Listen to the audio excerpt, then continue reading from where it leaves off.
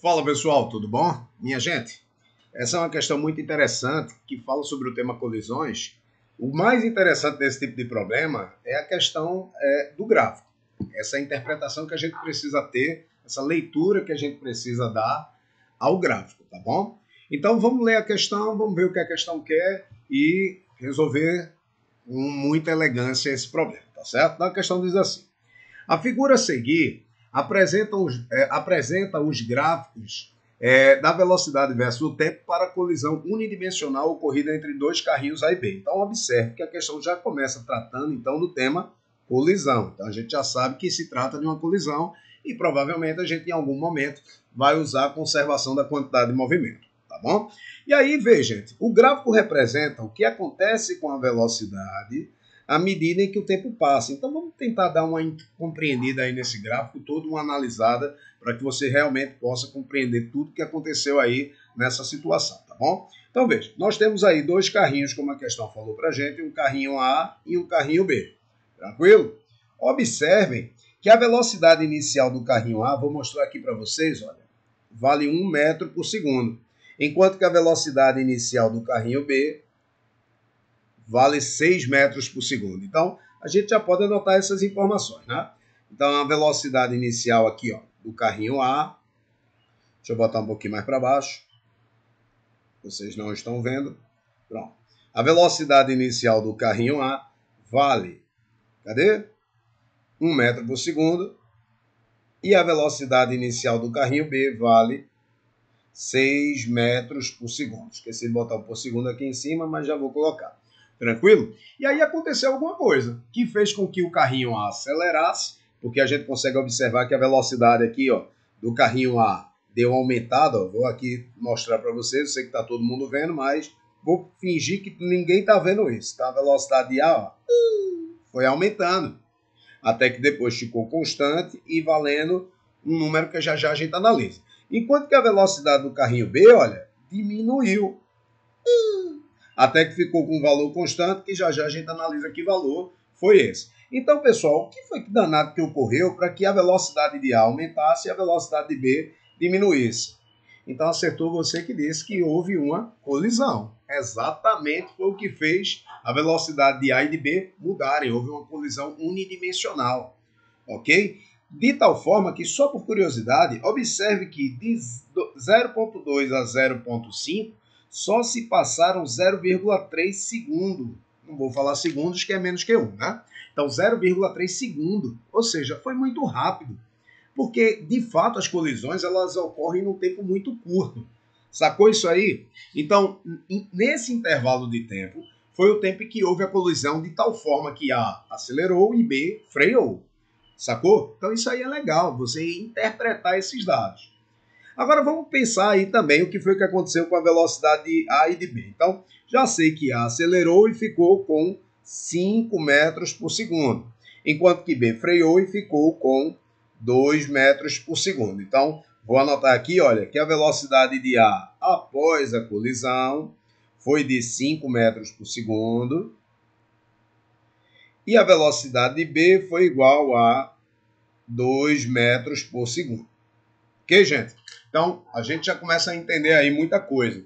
Uma outra coisa que eu chamaria a atenção de vocês de saída é o fato de que, observem que em qualquer momento, seja ele antes da colisão, seja ele pós-colisão, as velocidades de A e B são positivas. Então, eu vou marcar isso aqui, vou deixar isso aqui registrado, que as velocidades são positivas, ou seja, estão na parte de cima aqui, olha, do eixo Y.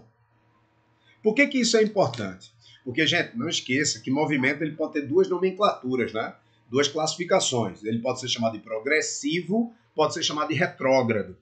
O movimento progressivo é aquele em que os corpos se movem a favor da trajetória. Então, a gente orienta uma trajetória, geralmente para a direita, tá? Para a gente ser prático. Então, a gente orienta uma trajetória para a direita e diz que quem se movimentar para a direita está andando a favor da trajetória, ou seja, a velocidade é positiva. Se um corpo estivesse andando no sentido oposto, aí seria o contrário, o antônimo de progressivo. No caso, seria o movimento retrógrado. E aí, como é que a gente identificaria isso? Colocando um sinal de menos na velocidade. Beleza? Mas não aconteceu em nenhum momento, nem antes da colisão, nem pós, dos corpos estarem andando em sentidos opostos. Então, eles sempre andaram no mesmo sentido. Tranquilo? E aí, também deixa eu deixar anotado aqui que foi nesse intervalo de tempo que houve a colisão. Agora, lembrando que a colisão pode ter três apelidos, três sobrenomes, né? A colisão ela pode ser inelástica, ela pode ser parcialmente elástica ou pode ser perfeitamente elástica. Inelástica, parcialmente elástica ou perfeitamente elástica. Se eu perguntasse a você qual é o tipo de colisão que ocorreu, você saberia dizer? De cara eu vou te dizer uma que não pode ser de jeito nenhum, que é a inelástica. E por que não? Porque para ser a inelástica, em algum momento, depois da colisão, os corpos deveriam estar andando juntos. Só que a gente sabe que eles não estão andando juntos, por quê? Porque cada um tem uma velocidade independente. Pós-colisão, A ficou com 5 metros por segundo e B ficou com 2 metros por segundo. Então não pode ser uma colisão inelástica, certo? Então já de cara, você já sabe que não é. Agora, como é que eu vou saber se a colisão é parcialmente elástica ou se ela é perfeitamente elástica? É pelo coeficiente de restituição. Que, aliás, essa é a pergunta da letra A, olha. Ele diz assim, supondo que não existam forças externas, então isso quer dizer que o sistema ele é conservativo, o somatório da quantidade de movimento antes vai ser igual ao somatório da quantidade de movimento depois, já já a gente vê isso aí, tá certo? Mas o sistema ele é conservativo. Ele pergunta assim, ó, sabendo que a massa de A vale 0,2, então deixa eu anotar essa informação, a massa de A vale 0,2 em quilograma, já está na unidade que nos interessa. Ele pergunta a letra A, quanto é o coeficiente de restituição, e deixa eu logo dizer a letra B, que não saiu aqui, mas a letra B, pessoal, ele quer saber quanto é a massa do corpo B. Quanto é a massa do corpo B. Deixa eu só te dizer que você poderia matar a letra B antes da letra A, se você quisesse, tá certo? A gente vai fazer na ordem, mas a gente poderia fazer primeiro a letra B, se você quisesse descobrir quanto é a massa do corpo B. Então, só para lembrar aí, ó, que eu estou aqui na frente, deixa eu só dar uma diminuída aqui na minha imagem, para vocês poderem acompanhar bem bonitinho. Então, olha lá. Essas são as velocidades de A e B antes da colisão, né? Então, isso vai ser importante para a gente calcular a letra A. Gente, como é que se calcula mesmo o coeficiente de restituição? O coeficiente de restituição é a razão entre a velocidade relativa de afastamento, ou seja, o que aconteceu pós-colisão, pela velocidade relativa de aproximação, ou seja, aquilo que aconteceu antes da colisão. Então, deixa eu só ilustrar essa situação para que todo mundo possa entender bem legal o que foi que aconteceu, tá certo? Então, o que aconteceu foi que você tinha aí dois corpos, A e B. Então, deixa eu botar aqui um corpo A e um corpo B. Um estava mais à frente e o outro estava mais atrás, né? E aí eles vão colidir. Então, a primeira coisa de saída que eu tenho que pensar é, quem é que está na frente? Ó, que os dois estão andando no mesmo sentido, a gente vai orientar a trajetória, então, para a direita, tá? Como geralmente a gente faz, para a direita. E a gente sabe que os dois corpos estão andando para a direita, porque as velocidades são positivas, tanto antes quanto depois da colisão. Não é assim? Beleza? Isso aqui é o antes da colisão. Deixa eu só anotar. Isso aqui é o antes, tá? Antes. Já já a gente avalia o depois. Bem, mas quem é que está na frente, quem é que está atrás? Para e pensa um pouquinho. Ora, quem está na frente deve ser aquele cara que tem uma velocidade menor, né? E quem está atrás deve ter um vetor velocidade maior, deve ter um módulo de velocidade maior. Mas por quê? Ora, porque o cara que está atrás ele tem que perseguir o da frente para colidir. Então, claro, ele precisa estar mais rápido. E aí a gente viu que no início quem está mais rápido, olha quem era. Era B. B estava mais rápido, tinha velocidade de 6 metros por segundo. E A era mais lento, tinha velocidade de 1. Então, aqui ó, vai ser B, a velocidade de B, que é de 6 metros por segundo, e a velocidade de A, que é de 1 metro por segundo, isso antes da colisão. Então, a gente já sabe que aqui estão os corpos B e A. Ok? Agora, pós-colisão, deixa eu dar um Ctrl+C, Ctrl+V aqui, olha. Pós-colisão, o que foi que aconteceu? Os corpos continuaram a andar no mesmo sentido? A resposta é sim. Como é que a gente sabe mesmo, hein? A gente sabe porque as velocidades após a colisão continuam positivas. Só que o que aconteceu é que depois da colisão, os corpos mudaram de velocidade. Isso aqui é o depois. E deixa eu fazer um plus aqui, gente. Deixa eu fazer um plus antes de avaliar o depois. Deixa eu fazer um plus aqui com vocês que vale a pena. É sempre bom a gente pensar um pouquinho. Vamos pensar no durante? Que tal? Como assim o durante? O durante a colisão? Vamos pensar no durante a colisão, certo? Ou seja, o que aconteceu durante a colisão aí para a gente poder pensar um pouquinho. Então, o corpo B vinha lá mais rápido, vai chegar aqui, vai bater no corpo A. Se você gostou da sonoplastia, ficou ótima mesmo, tá? Então, o corpo B vai bater no corpo A. Gente, o que é que vai acontecer? Pensando aí agora sobre o conceito de força e aí também puxando para o conceito de impulso, tá bom? Então, o que vai acontecer é que pós-batida, então eles vão chegar aqui, ó, vão colidir, vai fazer pá! E aí, essa colisão aconteceu de tal forma que B vai fazer uma força em A para a direita, força que B faz em A, e A vai fazer uma força em B para a esquerda, força que A faz em B. Gente, se a gente multiplicar essas forças pelo intervalo de tempo, que a gente sabe que foi de 0,3 segundo, então esse produto aqui é o que a gente chama de impulso. Então, cada corpo foi impulsionado.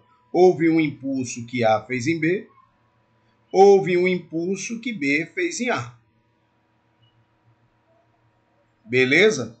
E como esses impulsos aí foram nos sentidos opostos, eu saí da frente aqui para vocês olharem. Como esses impulsos aí foram nos sentidos opostos, é por esse motivo, pessoal, que quando o corpo A foi impulsionado para a direita, ele vai acelerar. Ora, ele estava andando para a direita, observe aí, ele estava andando para a direita e é impulsionado para a direita. Então, nada mais justo do que a velocidade dele aumentar. E foi o que aconteceu. A velocidade que era 1 passou a ser de quanto? 5 metros por segundo. Já o corpo B foi impulsionado para trás. Ele diminuiu o módulo de sua velocidade, né? Então, deixa eu dar uma diminuída aqui no vetor velocidade. Enquanto que o vetor velocidade de A aumentou de tamanho, o de B diminuiu. E diminuiu para 2 metros por segundo. Ok, gente? Cuidado com algumas pegadinhas como aquelas. Quem fez mais força em quem? A fez mais força em B ou B fez mais força em A? Acertou você que disse? As forças têm a mesma intensidade, tá bom? Ó, desculpa o alarme aí, vocês estão ouvindo o alarme de um carro, pronto, parou. Mas o importante é você estar ligado aqui na aula, estar lembrando de todos esses detalhes, de todas as informações que eu estou te passando, tá bom? Então veja, isso é um plus, ó. A gente pensar no antes, no durante e no depois. Então deixa eu só anotar aqui, durante e o depois, certo, pessoal? E agora vamos calcular esse coeficiente de restituição, que no caso, como é que vai ficar a conta para o coeficiente de restituição? É a razão entre a velocidade relativa. Eu vou começar com o denominador, tá, gente? De aproximação. Ora, para os corpos colidirem, eles precisam se aproximar.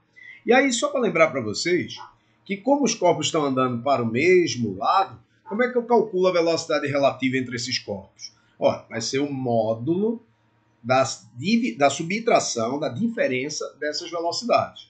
Como é, Diego? Então, no caso, vai ser a velocidade de B menos a velocidade de A, já que os dois estão andando no mesmo sentido. Diego, eu poderia fazer VA menos VB? Pode, não tem problema. Mas, claro, se você fizesse VA menos VB, ou seja, 1 menos 6 daria menos 5 a conta. É por isso que a gente coloca em módulo. É o módulo da diferença. Tranquilo? Aí tanto faz fazer 6 menos 1 ou 1 menos 6, mas claro, não complica a sua vida, né, gente? Faça mais fácil. O maior valor menos o menor, porque os dois estão andando no mesmo sentido. Se estivessem andando em sentidos opostos, não é o caso, mas se tivessem, aí você iria somar essas velocidades, tranquilo? Mas estão andando no mesmo sentido, por isso que a gente vai subtrair. E depois da colisão, eles também estão andando no mesmo sentido, não é verdade? Só que agora a maior velocidade é a de A. Por isso que a gente vai fazer VA menos VB. Claro que alguém pode também estar se perguntando aí em casa, dizendo assim, eu poderia fazer VB menos VA? Pode, mas por isso você coloca o módulo, tá certo, gente? Então deixa eu botar para cá. Então agora é só substituir, tá bom? Então, lembra que eu te fiz uma pergunta sobre como é que eu sei se a colisão é perfeitamente elástica ou se é parcialmente elástica? Inelástica a gente já viu que não é, né? A gente já tinha visto que não era. Mas como é que eu sei se é perfeitamente elástica ou parcialmente elástica? É pelo coeficiente de restituição. Vamos terminar essa conta? Então vai ficar assim, ó, 5 menos 2 é igual a 3 e 6 menos 1 também é igual... 6 menos 1 é igual a 5. Eu ia dizer que era igual a 3, desculpa, falta de atenção, tá bom? Então, R$ 3 dividido para 5 pessoas é igual a 0,6 e lembrem-se, não tem unidade. Por que não? Porque essa grandeza é adimensional. O que é que significa isso? Significa que ela não tem unidade. Ser adimensional quer dizer que nem o coeficiente de atrito, por exemplo. Quer dizer que ela não tem unidade, é só um número, certo? Porque você está dividindo uma velocidade por outra. Então, como são duas velocidades, como são duas grandezas físicas iguais, simplifica as unidades, por isso essa grandeza é adimensional. Pronto, gente, agora eu sei que esse choque aqui é um choque, é uma colisão parcialmente elástica. A gente sabe que é uma colisão parcialmente elástica pelo valor do coeficiente de restituição. Se esse valor tivesse dado, gente, 1, seria uma colisão perfeitamente elástica. Como essa colisão deu menos do que 1, olha lá, 0,6, por isso que ela é parcialmente elástica. Então, a primeira conta aí, ó, que é o coeficiente de restituição que a questão pediu, foi feita com bastante carinho, tá certo? Agora, a segunda pergunta qual é mesmo? Ele quer saber quanto é a massa do corpo B, tá certo, gente? Quanto é a massa de B? Ora, como é que a gente vai resolver esse problema? A gente vai resolver esse problema conservando a quantidade de movimento. Então, se liga aí que eu vou resolver esse problema para vocês agora, tá bom? E aí, pessoal, agora eliminando a questão, né? Lembre-se que a pergunta da letra B, quanto é a massa do corpo B? Então, a massa de B, quanto equivale? Essa é a pergunta da questão, né? Quanto é a massa do corpo B? Então, como é que a gente vai resolver esse problema aí? A gente vai resolver esse problema, pessoal, lembrando do princípio de conservação da quantidade de movimento, né? Como a questão diz que não tem nenhuma força externa agindo sobre o sistema, ou seja, o sistema está livre da ação de uma força resultante externa, então, dito isso, deixa eu puxar só um pouquinho para cá, eu posso dizer isso aqui, ó, que o somatório da quantidade de movimento antes da colisão é igual ao somatório da quantidade de movimento depois da colisão. E aí vem aquela pergunta que nunca quer calar e não deve calar mesmo, né? O que é esse antes, o que é esse depois? É antes de quê e depois de quê? Boa pergunta. Gente, o que é que a gente está estudando? Não é o tema colisões? Então, claro que estamos falando do que é antes da colisão e o que é depois da colisão, claro, né? E aí também essas perguntas, na verdade, 3 perguntas, que sempre que eu vou falar do tema colisão, eu sempre faço essas perguntas para os meus alunos. Né? É meio que um mantra, para que o cara possa, sempre que for resolver problemas dessa natureza, se perguntar, e claro, ao se perguntar, você vai cada vez mais ficando afiado no conteúdo. Então, as perguntas são essas, são 3. Ó. A primeira pergunta é assim, antes da colisão. Aliás, as mesmas perguntas eu vou usar para depois da colisão, tá bom? Então, vamos lá. Antes da colisão, quem é que se movimenta? A, B, os dois ou nenhum dos dois?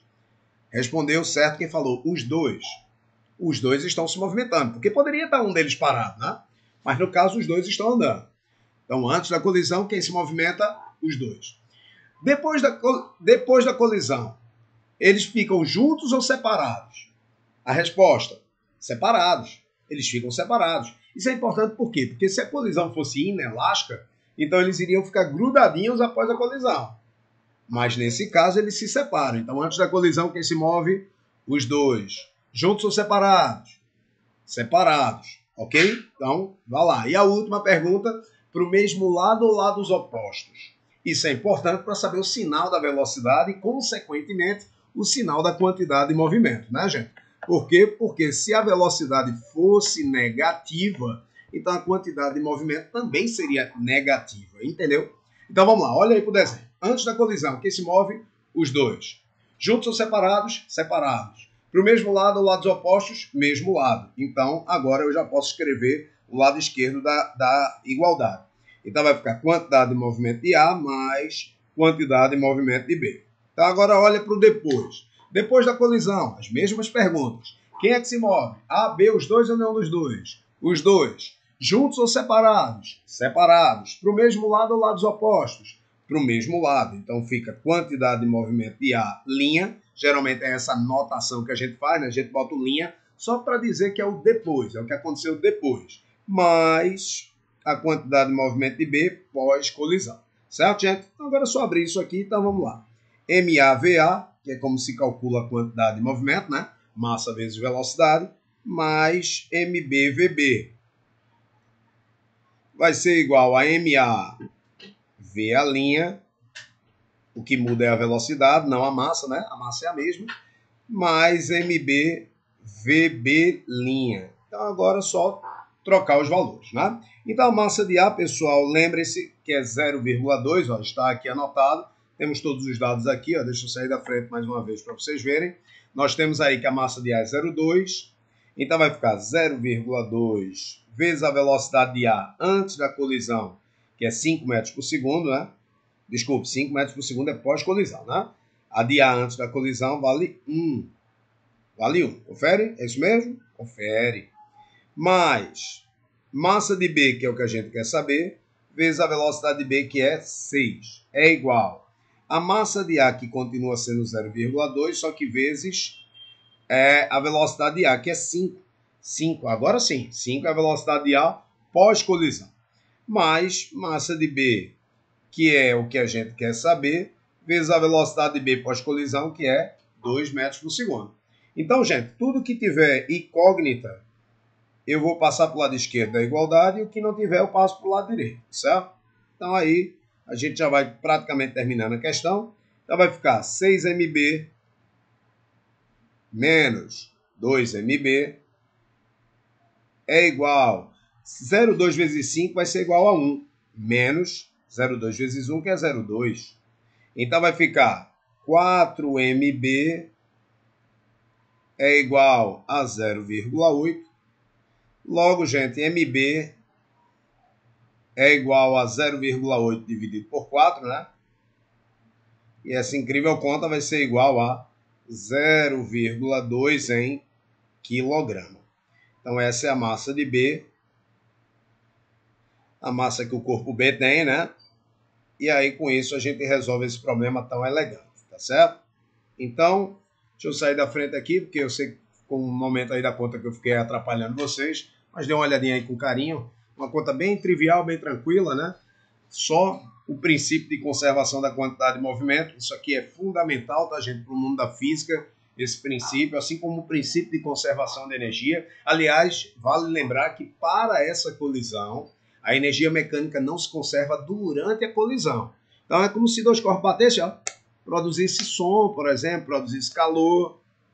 Essa é uma colisão que não é perfeitamente elástica. Se ela fosse perfeitamente elástica, seria uma colisão estranha, porque aí você não teria dissipação de energia alguma. Você teria tanto a conservação da energia quanto a conservação da quantidade de movimento. Para qualquer colisão, qualquer uma, seja perfeitamente elástica, parcialmente elástica, inelástica, não importa, você sempre conserva a quantidade de movimento. Sempre. Agora, apenas para a colisão perfeitamente elástica, que não é o caso, você também conserva a energia mecânica do sistema.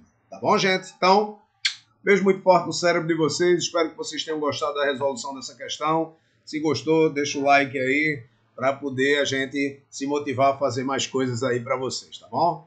Valeu, pessoal!